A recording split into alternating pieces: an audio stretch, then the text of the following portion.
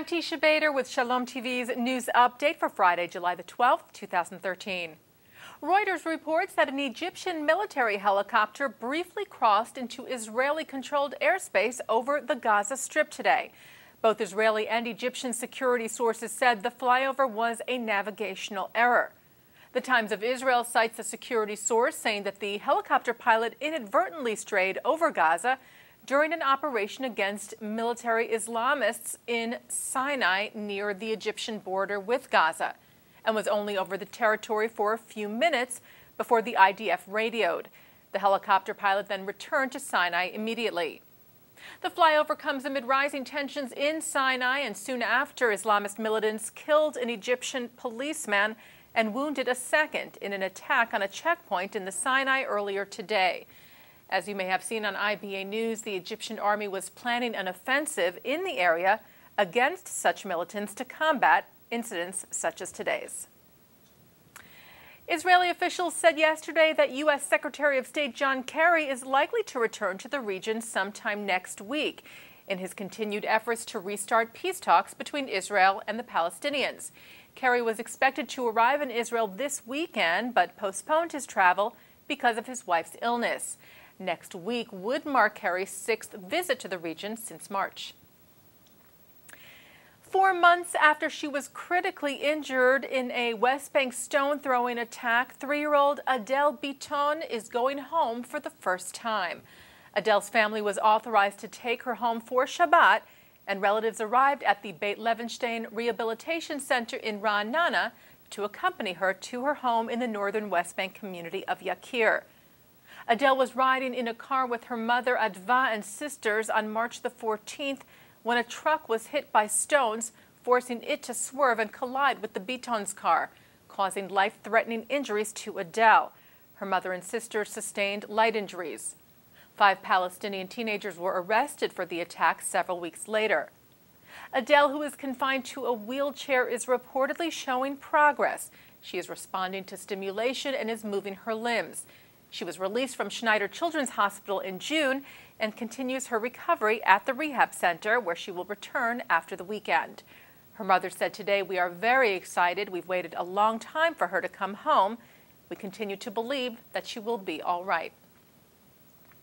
The remains of victims from the Jedwabne pogrom were reburied at a ceremony on Wednesday marking the 72nd anniversary of the massacre in the town in Poland, where at least 340 Jews were murdered by their Polish neighbors on July the 10th, 1941. Polish Chief Rabbi Michael Szudrich and the president of the Union of Jewish Communities in Poland, Piotr Kladik, along with a survivor of the massacre, Isaac Lewin, buried the remains, which were provided by the Polish Institute of National Remembrance and the Museum of World War II. Back in 2001, during the exhumation of the mass grave in the town, bones of some of the victims were found, as were some of their belongings. A Catholic priest who makes an annual visit to Jedwabne, the Reverend Wojciech Lemansky, read the names of the dead at the reburial and said, "It's as if they came here to us at this place, not as the Jews of Jedwabne, victims of mass murder, but as our neighbors, parents, brothers." And staying with Poland, the Polish parliament voted today to uphold a ban on ritual slaughter in the country, affecting both the Jewish and Muslim populations. A government-sponsored bill aimed at legalizing the practice was rejected in a vote of 222 to 178. The ritual slaughter or shechita ban went into effect at the beginning of this year, with lawmakers and animal rights groups arguing that it is cruel. Jewish groups reject this claim and call the ban an infringement on the religious liberties of Jews and Muslims. The Conference of European Rabbis also said it was alarmed by the level of disinformation that has characterized the parliamentary debates on the issue, and that they would be seeking an urgent meeting with the Prime Minister of Poland, as well as looking into their legal options at the European Union level. They said this is a very sad day for the Polish Jewish community and indeed for all of European Jewry.